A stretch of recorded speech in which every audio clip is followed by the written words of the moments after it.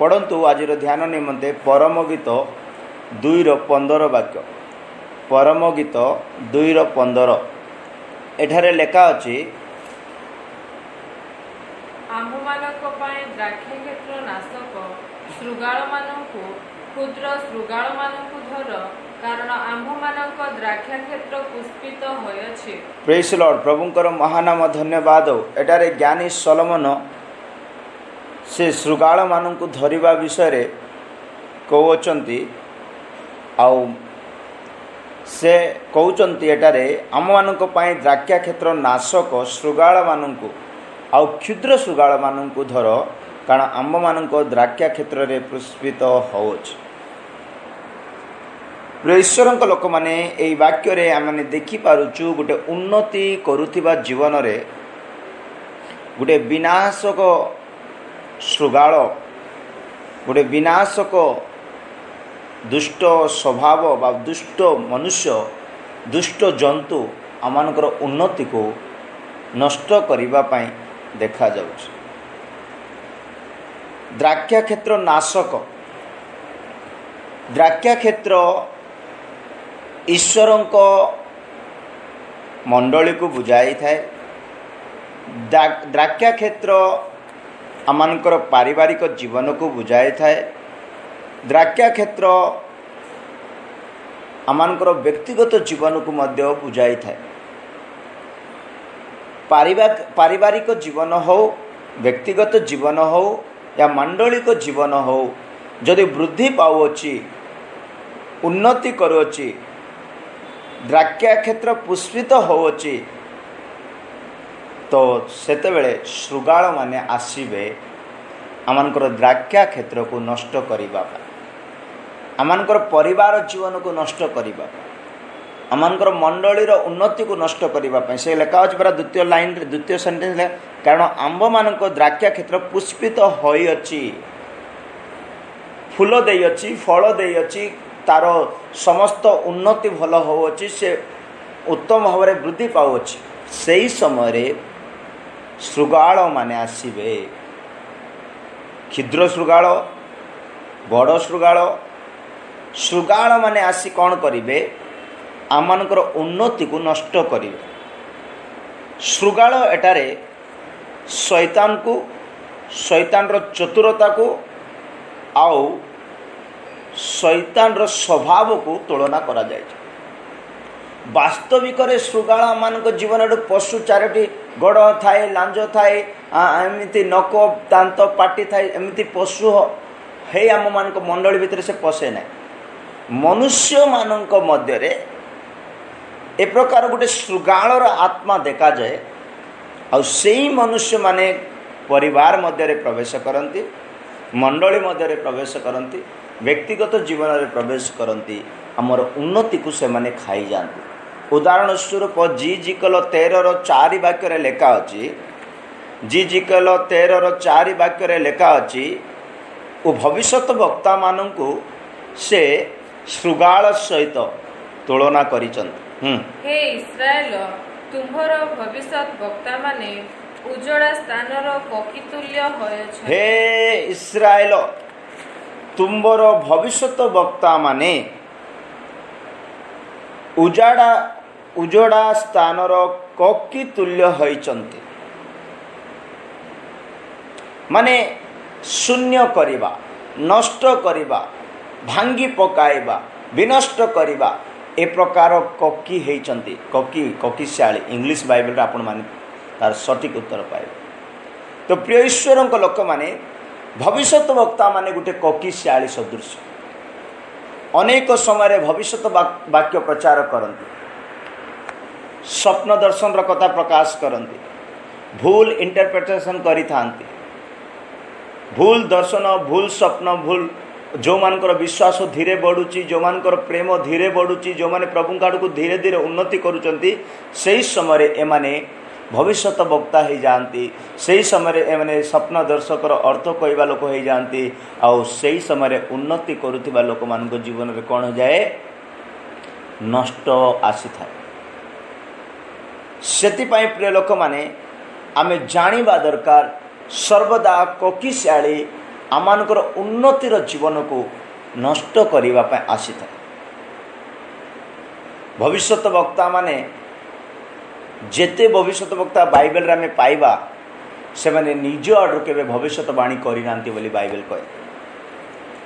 प्रभु से मानकु जा देइचंती से माने प्रभुंकर से वाक्य को मनुष्य मानक मध्य प्रकाश करिचंती। कारण भाववादी माने आमानक विषय अनेक समय भूल टिप्पणी दे देइथांती। सेतिपाई आमानक जीवन उन्नति रु अवनति आड़क जाए।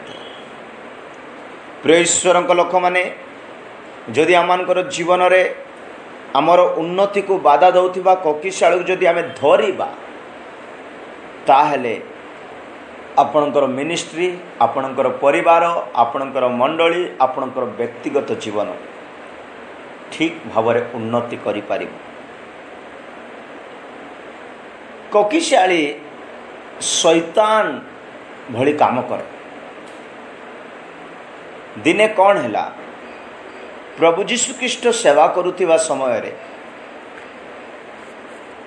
तांकर सेवा को बाधा दौथे। सेवा उन्नति होतिला, लोक सुस्थ होतिले, लोक उद्धार पाउतिले, लोक प्रभु आड़ को फेरुतिले। अनेक लोक तांको पश्चात गमन करिबा पई लागिले। ता हेरोद को भलो लागेनी, ता हेरोद को भलो लागेनी। तो से हेरोद मध्य ककिशाळीर आत्मा प्रवेश कला। आउ सेई हेरोद जीशुंकर सेवारे बाधा उत्पन्न कला। जेतेबेले आपण उन्नति होउचंती सेतेबेले जदि कौनसी लोक आपनको बाधा दउचंती मने रखि थांतु सी जणे ककिशाळी। पढ़ंतु लूक रचित सुसमाचार 13:32 वाक्य जदि पढ़िबा, लूक रचित सुसमाचार 13:32 वाक्य जदि पढ़िबा, एटारे जीशु ख्रीष्ट हेरोद को सीधा कहउचंती।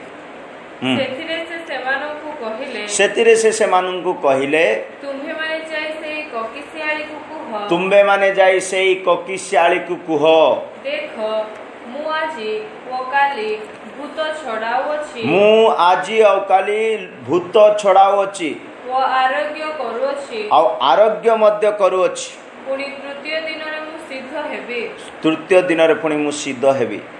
प्रिय ईश्वरक लोक माने एटारे प्रभु जीशु ख्रीष्टंकर सेवा अद्भुत भाव में चली।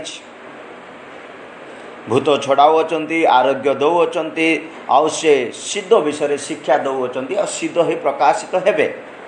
किंतु ए प्रकार सेवा करुतिबा समय रे हेरोद तांको पाई बाधा उत्पन्न करुचंती सेवा को रखिबा पाई। सेति पाई जीशु विरक्त रे कौन कहले, जाई करी तुम ककिशाळी को कहि दियो मु आजी आउ काली भूत छड़ाई आरोग्य करी सिद्धता प्रकाश करी। 31-33 वाक्य पढ़िबा। 31-33 सेही दंडरे केतेक फारुसी ताहाक निकटको आसी कहिले, ए स्थान छाड़ी बाहर जाओ, कारण हेरोद आपनको बोध करबा को इच्छा करू। फारुसी माने आसी कहले काहेकि एई स्थान छाड़ी चली जाओ, काहेकि सेही स्थान रे उद्धार पाउचंती लोक माने, सेही स्थान रे सुस्थ होउचंती लोक माने, सेही स्थान रे अनेकंकर दुष्टात्मा चली जाउची, सेही स्थान रे सेवा गोटे दृढ़ रूपे स्थापन होची, उन्नति होची। सेतिपाई से माने आसुचंती कहउचंती एई स्थान छाड़ी चली जाओ, कारण हेरोद आपनको बोध करिया पई इच्छा करूचंती। जीशु सेतिपाई कहले जाई से हेरोद को कहि दियो बोली कहि नांती, जाई से ककिशाळी को कहि दियो। माने मोर सेवारे डिस्टर्ब करिबा लोक को, मोर आत्मिक रे डिस्टर्ब करिबा लोक को, मोर परिवार रे भग्न उत्पन्न करिबा लोक को, मंडली रे रॉन्ग डॉक्ट्रिन दे शिक्षा देवा लोक को जाई कहि दियो, से ककिशाळी को कहि दियो मु आजी काली आ प्रदिन पर्यंत एटारे प्रभुंकर सेवा करी। 32 वाक्य पढ़िबा। सेत्रे से सेमानको कहिले, तुम्हे माने जाई से ककिशाळी को कह, देख मु आजी ओ काली भूत छड़ाउछि ओ आरोग्य करूछि, पुणी तृतीय दिन रे मु सिद्ध हेबे। जहा हेउ आजी काली ओ पर दिन मते यात्रा करबा को हेबो, कारण जेरूशलेमर बाहरे भाववादीर विनष्ट हेबा उचित नुहे। देखंतु प्रिय ईश्वरक लोक माने प्रभुंकर सेवारे बाधा देवा लोक माने, आपणकर आत्मिक जीवन रे बाधा देवा लोक माने गोटे गोटे ककिशाळी। ସେଥିପାଇଁ ଯୀଶୁ ଖ୍ରୀଷ୍ଟ ତାଙ୍କୁ ତୀକ୍ଷଣ ଭାବରେ କହିଲେ ଯାଇ ତୁମର କୋକିଶାଳୀକୁ। ସେ ଜଣେ ରାଜା, ଦୁଷ୍ଟ ରାଜା, ଆଉ ସେ ତାଙ୍କ ଅଣ୍ଡରରେ ଅନେକ ଶକ୍ତି ଅଛି, ପାୱାର ଅଛି, ବହୁତ କିଛି କରିପାରିବ।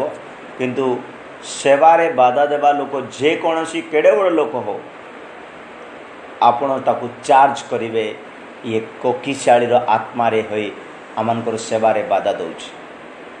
କୋକିଶାଳୀ ଗୋଟେ ଚତୁର, ସେ ଅନ୍ୟର ମଙ୍ଗଳ ଚାହିଁବ ନାହିଁ, ଅନ୍ୟର ଉନ୍ନତି ଚାହିଁବ ନାହିଁ। ଜଣେ ଯଦି ଉନ୍ନତି ହେଉଛି ତାର ଉନ୍ନତିର ଯେଉଁ କଡ଼ ନା, ଉନ୍ନତି ହେବାର ଯେଉଁ କଡ଼, ଫୁଲ ଆସିବ, ଫଳ ଆସିବ, ସବୁଜ ପତ୍ର, ନରମ ପତ୍ର ଆସିବ, ତାହାକୁ ସେ ଖାଇଦେବ।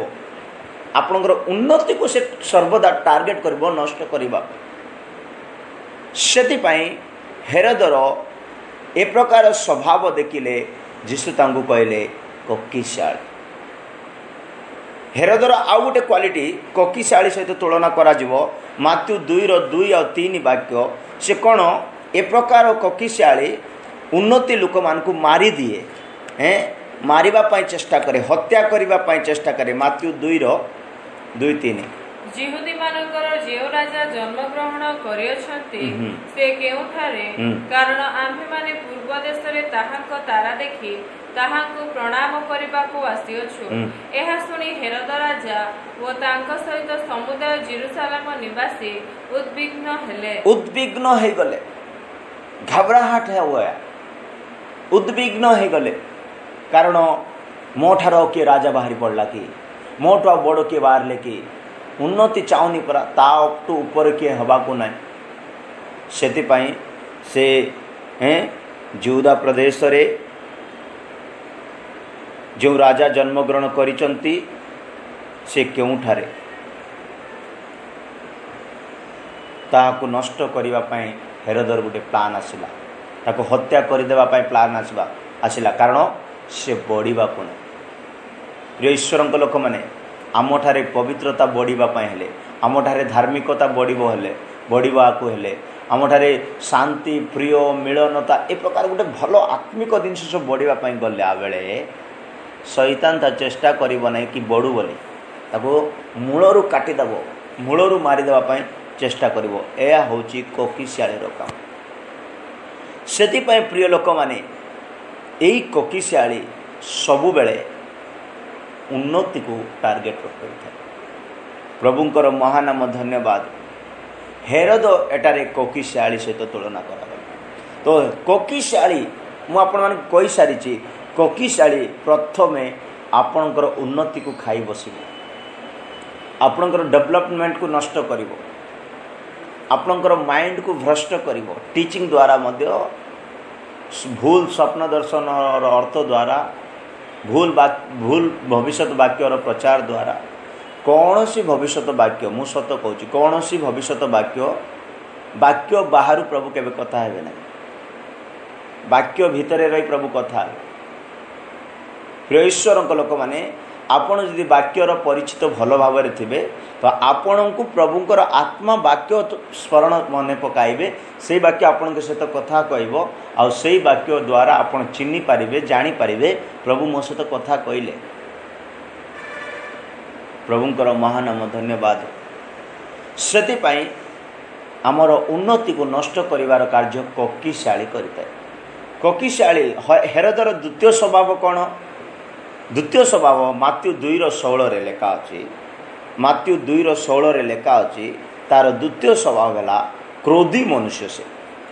ଇତିମଧ୍ୟରେ ହେରୋଦ ପଣ୍ଡିତମାନଙ୍କ ଦ୍ୱାରା ଆପଣଙ୍କୁ ପ୍ରବଞ୍ଚିତ ହେବା ଦେଖି କ୍ରୋଧାନ୍ଧ ହୋଇଗଲେ, ଆଉ ସେମାନଙ୍କ ନିକଟରୁ ସୂକ୍ଷ୍ମ ରୂପେ ଯେଉଁ ସମୟ ବୁଝିଥିଲେ ତଦନୁସାରେ 2 ବର୍ଷ ଓ ସେଥିର ନିମ୍ନବୟସ୍କ ଯେତେ ବାଳକ ବେଥଲିହେମ ପୁଣି ସେଥିର ସମସ୍ତ ସୀମା ମଧ୍ୟରେ ଥିଲେ ଲୋକ ପଠାଇ ସେହି ସମସ୍ତଙ୍କୁ ବୋଧ କରାଇଲେ। ପ୍ରଭୁଙ୍କର ପ୍ରିୟ ଲୋକମାନେ, ଏଠାରେ ହେରୋଦଙ୍କର ଦୁଇଟି ସ୍ୱଭାବ ଦେଖିବା ପାଇଁ ମିଳୁଛି। ଯେଉଁ ହେରୋଦକୁ ପ୍ରଭୁ ଯୀଶୁଖ୍ରୀଷ୍ଟ କୋକିଶାଳୀ ସହିତ ତୁଳନା କଲେ, ଯାଅ ତୁମ କୋକିଶାଳୀକୁ କହିଦିଅ ବୋଲି ଯେଉଁ କହିଲେ, ହେରୋଦଙ୍କୁ ଏଠାରେ ପ୍ରଭୁ କୋକିଶାଳୀ ସହିତ ତୁଳନା କରିଛନ୍ତି।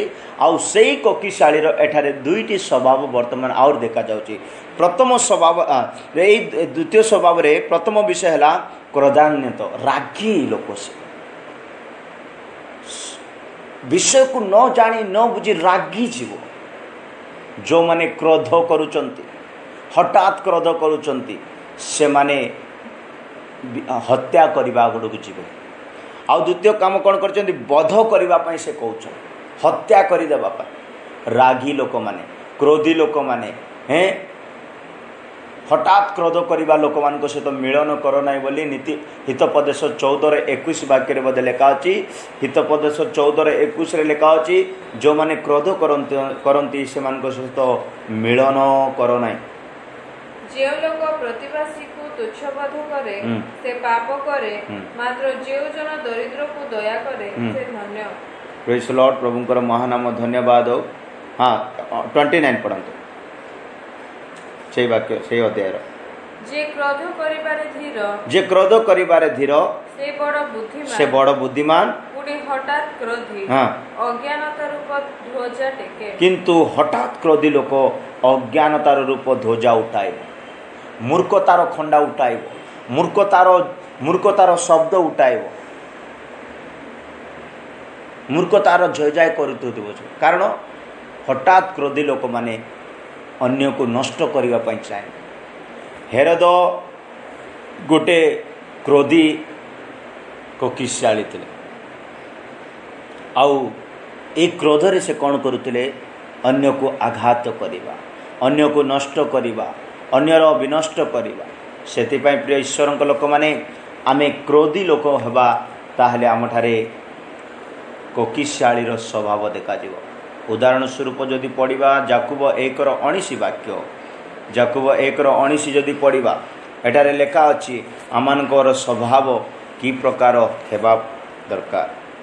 हे मोहर प्रिय भाई माने तुम्हे माने एहा ज्ञात अछ प्रत्येक जन सुनिबारे तत्पर कहिबारे धीर पुनि क्रोध करिबारे धीर हेउ क्रोध करिबारे माने धीर हवा दरकार कहिबारे धीर हवा दरकार शुणा तत्पर हूँ आपण को बुझुले संपूर्ण भाव शुणी नियंतु अन्य क्रोध करने जो माने धीर से माने कोकिशाली आत्मा प्रवेश करबन किंतु हेरोद से महाकोकिशा से बोध करने नष्ट करने से आग को बढ़ती 20 वाक्य कौन लिखा अच्छी कारण मनुष्यर क्रोध ईश्वर ग्राह्य धार्मिकता साधन करे ना जदि जड़े मनुष्य आत्मिक बोलिबो प्रार्थना करुच्ची बोलिबो उपवास नौची बोलिबो किंतु क्रोध अच्छी ता जीवन रे धार्मिकता सिद्ध करि पारिबो ना प्रमाण करि पारिबो ना अनेक पालक माने मध्य खरा भाषा कहि दियंती अनेक विश्वासी माने दी अक्षर भाषा कहि दियंती अनेक मंद कथा कहि दियंती से माने सेवा करि पारिबे से माने बंची पारिबे से माने उन्नति करि पारिबे किंतु धार्मिक बोली कहि पारिबे कारण क्रोधी मनुष्य ईश्वरंकर ग्राह्य धार्मिकता साधन करे ना ईश्वर वाक्य जो पालन करुचंती ग्रहण करने दरकार हेरोद एडे बड़ राजा से भल प्रचार मध्य करुथिले बोली प्रेरितर लेखा अछि किंतु से धार्मिक बोली साधना हो पारे ना कारण क्रोध आपणकर धार्मिकता को शांति को उन्नति को नष्ट कर दे था क्रोध करवा लोक माने गोटे गोटे कोकिशाली प्रभुंकर महानाम धन्यवाद से एपिसोड 4:26 वाक्य लेखा अच्छी प्रिय लोक मैंने एपिसोड 4:26 वाक्य लेखा अच्छी क्रोध हेले पाप कर ना सूर्य अस्त न होणु क्रोध परित्याग कर जदि क्रोध अच्छी सूर्य अस्त हवा पूर्वर ता परित्याग कर बोले सूर्य कहले धार्मिकता को बुझाए क्रोध थिले धार्मिकता साधना करी हुए ना जदि क्रोध अच्छी सूर्य नष्ट हवा पूर्व सूर्य बुड़ीबा पूर्वर सूर्य अस्त हवा पूर्वर माने आपणकर धार्मिकता नष्ट हवा पूर्वर सूर्य आमनकर प्रभु जीशु ख्रीष्ट को बुझाए सूर्यर किरण आमान को आरोग्य दे थाए सूर्य आमनकर धार्मिकता को मध्य बुझाए आमनकर प्रभु जीशु ख्रीष्ट आमनकर जीवन दूर को जीवा पूर्वर आमनकर जीशु ख्रीष्ट सूर्यर किरण सुस्थता करिवार शक्ति आमनकर जीवन दूर को जीवा पूर्वर जीशु ख्रीष्टंकर धार्मिकता सूर्यर से धार्मिकता आमनकर जीवन रे नष्ट हवा पूर्वर ନଷ୍ଟ ହେବା ପୂର୍ବରୁ ତା ଆମମାନଙ୍କ ଜୀବନରେ କ୍ରୋଧକୁ ପରିତ୍ୟାଗ କରିବାକୁ ହେବ। ଯଦି ଆମେ କ୍ରୋଧ କରୁଥିବା, କ୍ରୋଧ ପରିତ୍ୟାଗ କରିବେ ନାହିଁ, ମନେ ରଖିବେ ଆପଣ ଧାର୍ମିକ ପ୍ରମାଣ କରିପାରିବେ ନାହିଁ। ଧାର୍ମିକ ବିଷୟରେ ଅନେକ ବାକ୍ୟ ଅଛି, ଅନେକ ବିଷୟ ଆମେ ଜାଣିପାରିବା, ତାର ପାଇଁ ଅଲଗା ମେସେଜ ଗୋଟେ ତିଆରି କରିବାକୁ ପଡ଼ିବ। କିନ୍ତୁ କ୍ରୋଧୀ ମନୁଷ୍ୟ କେବେ ବି ସେ ଧାର୍ମିକ ସାଧନ କରିପାରେ ନାହିଁ। କେତେ ଲୋକ ଅଭିଷେକ ପାଇଁ ମଧ୍ୟ ରାଗିଯାଆନ୍ତି। ଅଭିଷେକ ଥିବ, ଆତ୍ମା ଥିବ, ବାକ୍ୟ ଥିବ, ପ୍ରକାଶନ ଥିବ, କ୍ରୋଧ ମଧ୍ୟ ଥିବ। ପଢ଼ନ୍ତୁ ପ୍ରଥମ ସାମୁଏଲ 11:6। ପ୍ରଥମ ସାମୁଏଲ 11:6।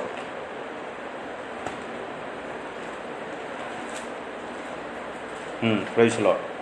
ସେଇ କଥା ଶୁଣିବା ମାତ୍ର ପରମେଶ୍ୱରଙ୍କର ଆତ୍ମା ସାଉଲକୁ ଆକ୍ରାନ୍ତ କରନ୍ତେ ତାହାଙ୍କର କ୍ରୋଧ ଅତିଶୟ ପ୍ରଜ୍ୱଳିତ ହେଲା। ତାଙ୍କର କ୍ରୋଧ ଅତିଶୟ ପ୍ରଜ୍ୱଳିତ ହେଲା। ସାଉଲଙ୍କ ଉପରେ ପ୍ରଭୁଙ୍କର ଆତ୍ମା ପଠାଇଲେ।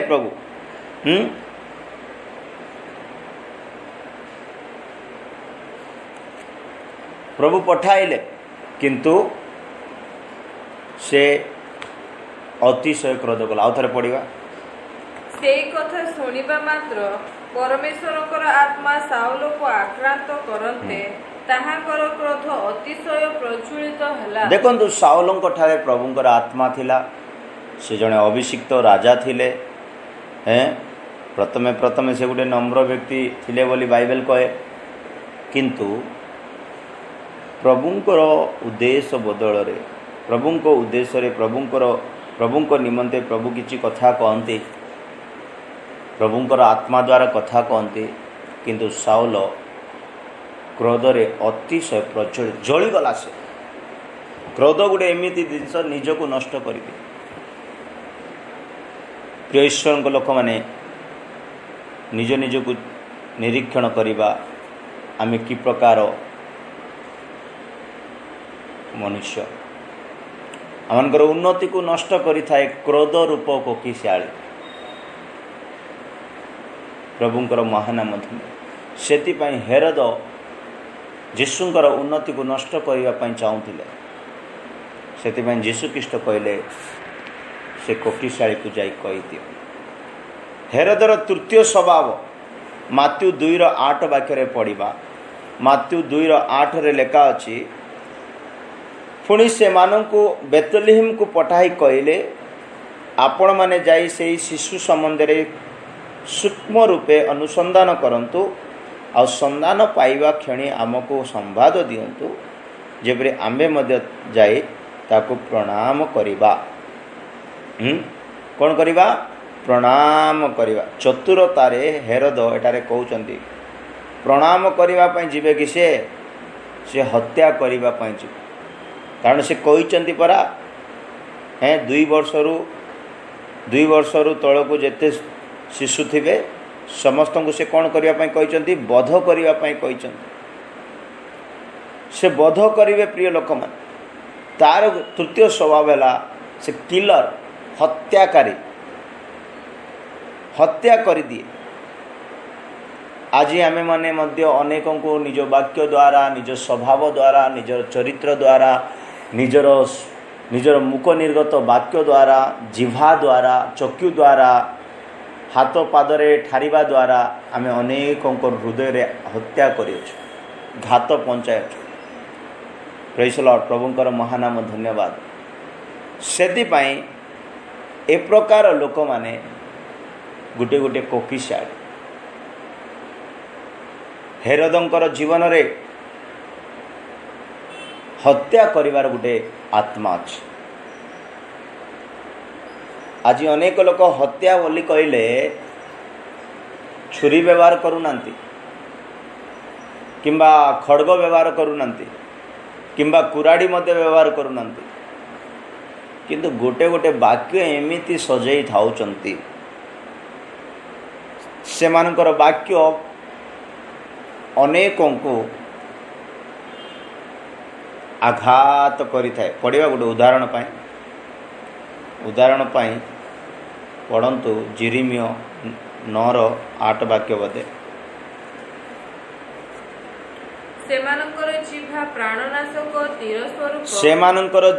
ପ୍ରାଣନାଶକ ତୀର ସଦୃଶ୍ୟ, ତାହା ପ୍ରବଞ୍ଚନାର କଥା କହେ। ସେ ବଡ଼ ପ୍ରବଞ୍ଚନାର କଥା କହେ। ଲୋକେ ମୁଖରେ ପ୍ରତିବାସୀ ସଙ୍ଗେ ପ୍ରେମାଳାପ କରନ୍ତି। ମୁଖରେ ଲୋକମାନଙ୍କୁ ସେ ପ୍ରତିବାସୀମାନଙ୍କୁ ପ୍ରେଜ୍ ଲର୍ଡ ନମସ୍କାର ଭଲ ଅଛନ୍ତି କି ବୋଲି କହନ୍ତି, ମାତ୍ର ଅନ୍ତରରେ ଛକି ବସନ୍ତି। ମାତ୍ର ଅନ୍ତରରେ ଆତ୍ମାରେ ଭିତରେ ବଧ କରିବା ପାଇଁ, ନଷ୍ଟ କରିବା ପାଇଁ ଛକି ବସିଥାନ୍ତି। ପ୍ରିୟ ଲୋକମାନେ, ଏ ପ୍ରକାର ଲୋକମାନେ ଗୋଟେ ହତ୍ୟାର କକିଶାଳୀମାନେ। ଏ ପ୍ରକାର କକିଶାଳୀମାନଙ୍କୁ ଆମେ ଧରିବାକୁ ହେବ। ପ୍ରଭୁଙ୍କର ମହାନାମ ଧନ୍ୟବାଦ। କିଏ କକିଶାଳୀ ଧରିଛନ୍ତି ଆଉ କେତେଟା ଧରିଛନ୍ତି ତା ମୁଁ ଆପଣମାନଙ୍କୁ ଶେଷରେ କହିବି। ତା ପୂର୍ବରୁ ହେରୋଦର କକିଶାଳୀ ବିଷୟରେ ଆମେ ଜାଣୁଛୁ। ହେରୋଦ ଯଦି କକିଶାଳୀ, ସେ କ'ଣ କରୁଛନ୍ତି ମୁଁ ଆପଣମାନଙ୍କୁ କହୁଛି। ପ୍ରଥମେ ସେ ଉନ୍ନତି କରୁଥିବା ଲୋକମାନଙ୍କୁ ନଷ୍ଟ କରିବ, ଦ୍ୱିତୀୟରେ ସେ ରାଗିଯିବ, ତୃତୀୟରେ ସେ ବଧ କରିବ, ଚତୁର୍ଥରେ ଅନ୍ୟର ପରିବାରକୁ ସେ ନଷ୍ଟ କରିବ। ପଢ଼ନ୍ତୁ ମାଥ୍ୟୁ 14:3 ବାକ୍ୟରେ ଲେଖା ଅଛି। ମାଥ୍ୟୁ 14:3 ଲେଖା ଅଛି, ହେରୋଦ ତାଙ୍କ ଭାଇର ସ୍ତ୍ରୀ ଭାର୍ଯ୍ୟାର ସ୍ତ୍ରୀ ସହିତ ସହବାସ କରି ତାଙ୍କ ପରିବାରକୁ ନଷ୍ଟ କରୁଛନ୍ତି। ତେଣୁ ହେରୋଦ ଆପଣା ଭ୍ରାତା ଫିଲିପଙ୍କ ଭାର୍ଯ୍ୟା ହେରୋଦିଆଙ୍କ ସକାଶେ ଯୋହନଙ୍କୁ ଧରି ଓ ବାନ୍ଧି ବନ୍ଦିଶାଳାରେ ପକାଇଥିଲେ। ଜାଣିପାରିଲେ, ହେରୋଦ କ'ଣ କରନ୍ତି? ଆପଣା ଭ୍ରାତା ଫିଲିପଙ୍କ ଭାର୍ଯ୍ୟା ହେରୋଦିଆଙ୍କ ସକାଶେ ଯୋହନଙ୍କୁ ଧରି ଓ ବାନ୍ଧି ବନ୍ଦିଶାଳାରେ ପକାଇଥିଲେ। ଯେଉଁ ଯୋହନ ପ୍ରଭୁଙ୍କର ସେବା କରୁଥିଲେ, ସତ୍ୟତାର, ଧାର୍ମିକତାର, ପବିତ୍ରତାର ସେବା କରୁଥିଲେ, ସତ୍ୟତା ବାକ୍ୟ ସିଧା କହୁଥିଲେ। ତ ଇଏ ପ୍ରଚାର କରୁ ଦିନେ କହିଦେଲେ ହେରୋଦଙ୍କୁ, ତମେ ତ ଏମିତି ଲୋକ, ତମେ ନିଜର ଭାଇର ସ୍ତ୍ରୀକୁ ଛାଡ଼ିନ, ତାଙ୍କ ପରିବାରକୁ ଭାଙ୍ଗି ଦେଇଛ, ସିଧା କହିଦେଲେ। ସେଥିପାଇଁ ତାକୁ ଧରିକରି କାରାଗାରରେ ପକାଇଲେ, ତାର ବେକ କଟାଇଲେ। ସେ ଶତ୍ରୁତା ସକାଶୁ ମୋର ବିଷୟକୁ ଇଏ କହିଦେଲା କି ବୋଲାନ୍ତି। ତମେ ଜାଣିଥିବ ଜଣେ ଲୋକ ପାକ୍କା ଭୁଲ କରିଛି,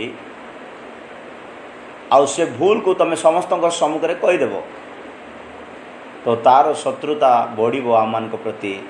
ସେ ଆପଣଙ୍କୁ ମାରିବା ପାଇଁ ହିଁ ଚେଷ୍ଟା କରିବ, ଷଡ଼ଯନ୍ତ୍ର କରୁଥିବ, ଷଡ଼ଯନ୍ତ୍ର। ସେମିତି କରୁ ଦିନେ ଧରିଲେ। ହେରୋଦ ଅନ୍ୟର ପରିବାର ଭାଙ୍ଗିଥାଏ।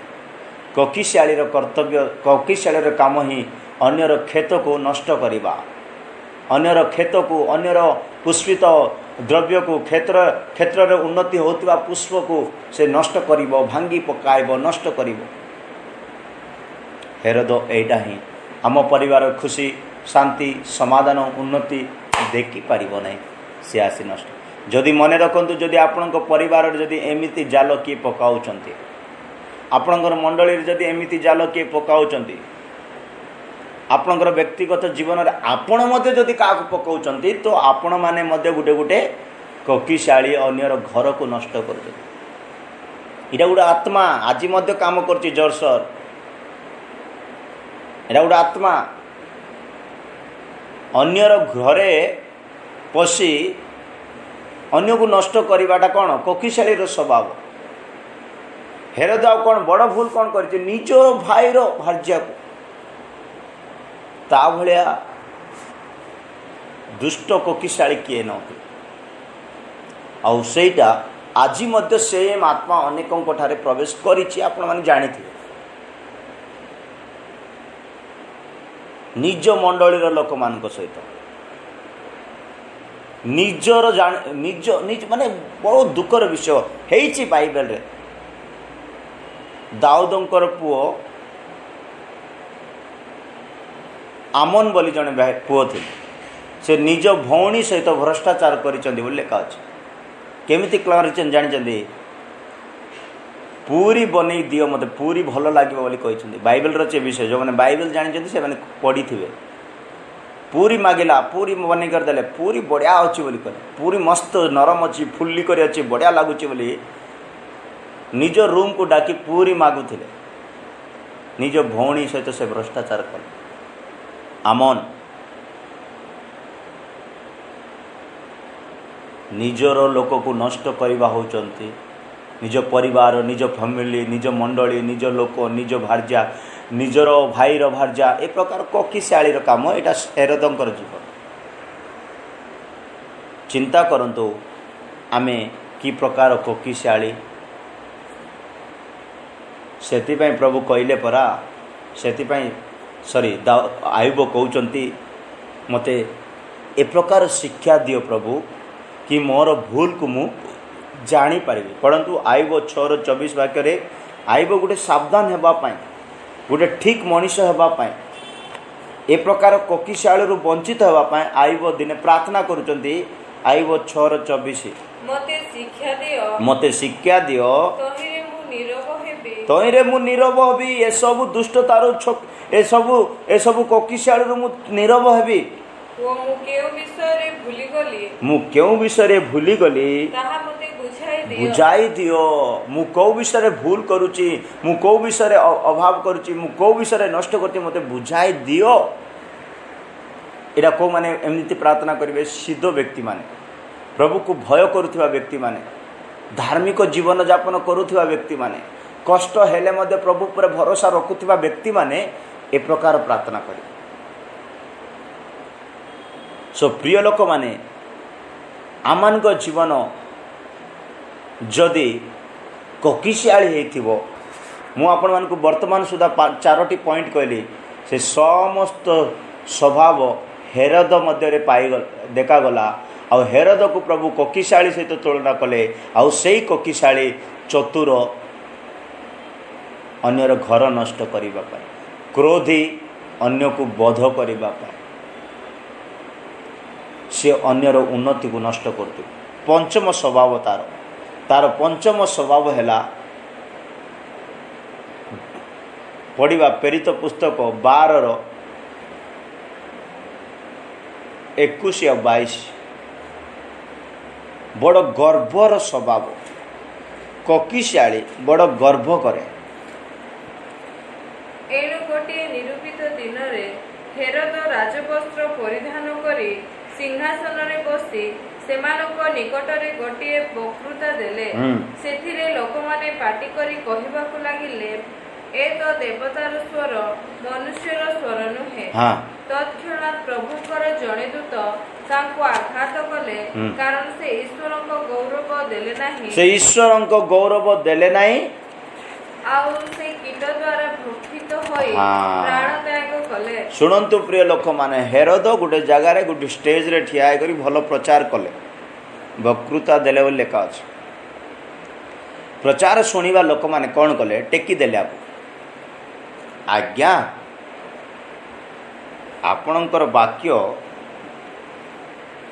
आपण कहला परे नो प्रभु कहला परे आपण कहले आज्ञा से जगार माने कार से शुणा लोक भी कहवा लोक मैंने भी कार उन्नति करुँच हेरोदंकर प्रभुंकर नु से प्रभु कौन कले दूत को पटाइले ताको आघात कले कीट द्वारा तक मारिदेले पोक खाइब गर्वित मान को पोक खाइब मु कहूनी वाक्य कहूँ मु जदि गर्व हे मत भी पोक खाइदेव से हेरोद भल प्रचार कले किंतु हृदय गर्व रे परिपूर्ण अहंकार रे परिपूर्ण प्रिय लोक माने मु सत कहूँ जदि आमनकर स्वभाव रे क्रोध अच्छी आमनकर स्वभाव रे जदि जलन अच्छी आमनकर स्वभाव रे जदि अन्यर उन्नति को नष्ट करिवार गुण अच्छी आमनकर स्वभाव रे जदि घात करिबा पई बोध करिबा पई कोनोसी शब्द अच्छी कोनोसी मनोभाव अच्छी आमनकर स्वभाव रे जदि कोनोसी प्रकार गर्व अच्छी निश्चय मन रखिबे आम मैंने गोटे गोटे ककिशाली आमनकर विनाश गोटे भयंकर विनाश पोक खाइब यही गर्व सकाशु से कौन कर पितर को मध्य जेल रे रखी 12:5 वाक्य लेखा अच्छी पितर को मध्य धरिक से जेल रे पकई कहीं पितर प्रभुंकर सेवा करुले भल सेवा करुले ताकू दरकार नहीं, अन्यर उन्नति दरकार नहीं, अन्यर उद्धार दरकार नहीं, अन्यर शांति दरकार नहीं, अन्यर खुशी दरकार नहीं, धरी पितर को कौन करदे जेल रखीदे। 5 वाक्य। अतएव पितर कारागार रुद्ध होई रहिले, किंतु तांका निमंते मंडली द्वारा एकाग्र भावरे ईश्वर को छामुरे प्रार्थना करा जाउथिला। से हेरोद को नष्ट करबा पई खड्गरे बध करबा पई जिहुदी मानक द्वारा ताको कौन करे धरी करी कारागार रे पकाई देले। किंतु से समय पर्व चलुला तो धरिबा संगे संगे ताको हत्या करि पारि नै, काहे पर्वर समय थिला। पर्व सरिला परे से माने हत्या करबा पई प्लान करी जेल रे रखिथे। अनेक लोक एमिति मौका खोजिबे, आज सुजोग नहीं, आज हेई पारिबो नै बोली प्लान करी रखिथिबे, को दिन गोटे मारिदेबा बोली। एटा होची हेरोदर स्वभाव, आउ ता होची कोकिशाली। प्रिय ईश्वर लोक माने जदि आमान को जीवन रे ए प्रकार स्वभाव गुण देखा जाउची तो आम माने विनष्ट आड़ को चली जावा, नष्ट आड़ को चली जावा। तो यही कोकिशाली आउ दुईटा गुण मु कहवा पई चाहे। एक प्लान आसबो बोली नेहमिया 4:3 रे लेखा अछि। नेहमिया 4:3 रे लेखा अछि, ए माने आमानकर कांत रे चढ़िबे, धीरे धीरे धीरे धीरे आसीबे, हमर कांत को जो कांत द्वारा आसीथिबे सेही कांत को भांगिबे। ए माने नेहमिया 4:3। एही समय अमोनिय तोबिय ताहा पाखरे थिला, आउ से कहिला मध्य से माने जहा गडु अछंती बिलुआ चढ़ी गले से सेमानको पत्थर पाचेरी भांगी पकाई। आंकर आउ गोटे स्वभाव एटा आपन मन को दर्शाइबा पई चाहूची। एटा बिलुआ लेखा अछि, सेही कोकिशाली को ही बिलुआ कहगला। ए कोन करे जो कांत रे चढ़ीची ता प्राचेरी सब कोन करूची भांगी पकाउची। प्राचेरी भांगुची, सत्यर उल्लंघन करुच, अन्यर उद्धार को नष्ट करुच, अनेकंकर सुरक्षार जीवन को तोड़ी पकाउच, प्राचेरी भांगी पकाउच। कोकिशाली प्राचेरी भांगिले वन्य पशु सब आसीबे। आमानकर सत्यतार गोटे प्राचेरी अछि, नियम रूप गोटे प्राचेरी अछि, वाक्यर गोटे प्राचेरी अछि, उद्धार गोटे प्राचेरी अछि। आमने प्राचेरी भितर सुरक्षा रे अछो, किंतु बिलुआ माने चढ़ी, कोकिशाली माने चढ़ी कौन करुचंदी आमानकर समस्त प्राचेरी को भांगी पकाउ। ए प्रकार बिलुआ मानक आमे धरिबा दरकार। प्रिय लोक मान, सामसन धरिले, सामसन रो जीवन रे ए प्रकार बिलुआ माने आसी नष्ट करबा सकाशो सामसन दिने धरिले बिलुआ मान को धरी कर कौन कले कोकिशाली मान को सब 300 टा हैं कौन कले 300 बिलुआ को धरिले, आउ से मान को लांगुड़ 2-2 करी बांधिले। पढ़ंतु विचारकर्ता 15:4 रे बदल लेखा थिवो। विचारकर्ता 4:15 15:4 सॉरी विचारकर्ता 15:4 कौन लेखा अछि? तो मु सामसन जाई 300 बिलुआ धरी, तो यू सामसन जाई 300 बिलुआ धरी वो दिहुड़ी ने लांगुड़ बांधिला। हां, आउ 2-2 लांगुड़ मथरे एक दिहुड़ी देला। हां, दुहुड़ी नहीं लांगुड़ को लांगुड़ बांधिला, आउ 2-2 लांगुड़ मध्यरे एक दिहुड़ी देला। हेलो 300 बिलुआ को से धरिला। गोटे दौड़ी रे 2टा बिलुआ को बांधिची, तो 2टा दौड़ी रे 4टा बिलुआ हे गले। एबे 4टा बिलुआ को गोटे दौड़ी रा बांधुची।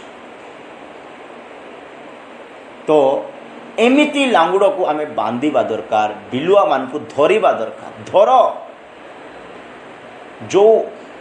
जो बिलुआ आपनकर प्राचीर को भांगुची, जो बिलुआ आपनक ठारे क्रोध उत्पन्न करुची, जो कोकिशाली आपणकर बध घात करिवार स्वभाव देखौछ, जो गर्व आसुची ता सब धर, गर्व को धर, क्रोध को धर, और आमर उन्नति करिवार को नष्ट करिवार स्वभाव धर, ता बांधी दियो। बांधी करी कौन कले जानिचंती? से अध्याय आपण पाए निया लगे छाड़ी देले। कौन करले छाड़ी देले? निया लगे छाड़ी देले। कौन हेतो भाभी देखंतु, जदि निया लगे से छाड़ी देले कौन हेतो पढ़ंतु, तार 5 वाक्य पढ़िबा। तो से दिहुड़ी जलाए कलेष्टियों मानको बढ़ंता क्षेत्र मध्य को सेमानो को छाड़ी देला। पुणी कळई बिड़ा वो बढ़ंता शस्य उद्भय वो मध्य जीत क्षेत्र सब पड़ी पकाए। से कौन पड़ी गला से छाड़, बिलुआ माने कौन हे गले टारे नष्ट हे गला। दौड़ी रे बांधी छाड़ी देले निया लगई। एटार मु आपण मान को गुटे उत्साह पय कहूछ, निया पवित्र आत्मार अभिषेक कहूछ। आमो ठारे गुटे अभिषेक उत्पन्न हेबा दरकार। से अभिषेक द्वारा आम मैंने कौन करवा दरकार? यही सब कोकिशाल को बांधी जलाई छाड़ी देवा दरकार। जीशु ख्रीष्ट मध्य दौड़ी को व्यवहार करिसंती। जेरुसलम मंदिर रे दौड़ी काढ़ी समस्त को छाट बनाई पिटी चंती। जदि आपणकर जीवन रे असुचि करिवा लोक माने आछंती, मंडली को बिगाड़िवा लोक माने आछंती, उन्नति को नष्ट करिवा लोक माने आछंती, ता सब कौन करिवा दरकार? ता सब कौन करिवा दरकार? दौड़ी रे व्यवहार करिवा, दौड़ी को व्यवहार करिवा दरकार। दौड़ी को व्यवहार कले से सब बंधा जीव आ अग्नि रे जला जीव, तार विनष्ट हब। सेतिपाई प्रिय लोक माने सिमसन सब तार दुर्बलता को देखंतु ना। सिमसन बहुत भल काम करिसंती। अभिषेक थिबा समय रे बहुत बढ़िया बढ़िया काम करिसंती। से भूल कला परे मध्य ता प्रति प्रभुंकर गुटे दया। से भूल कला परे बाइबल कहे सिमसन भूल कला परे 2 थर केवल प्रार्थना करिछि, आ 2 थर प्रार्थना से करिछि। 2 थर प्रार्थना प्रभु सुनिचंती, आ प्रभु ता जीवन रे अद्भुत काम कले, जोटा 20 वर्ष पूर्व से करि पारि नथिले 20 मिनिट भितर करदेले। आम को जीवन रे जदि कोकिशाली को धरी देलु छाड़वा को नहीं, बांधिब निया लगे छाड़, भलरे बांधिब निया लगे छाड़। से गर्व पोड़ी कर जली कर नष्ट हबार अच्छी, क्रोध जली कर नष्ट हबार अच्छी, आमर उन्नति को नष्ट कर शक्ति जली कर नष्ट हबार अच्छी। जो 5-6 गोटी विषय आपण मानक जनइली से सब निज भितर थी, ता गोटे कोकिशाली। हेरोद गोटे कोकिशाली, सब परिवार को नष्ट करवा लोक माने कोकिशाली। मन रखु से परा प्रिय लोक माने हैं एवरी पुस्तक 11:32 वाक्य कौन लिखा?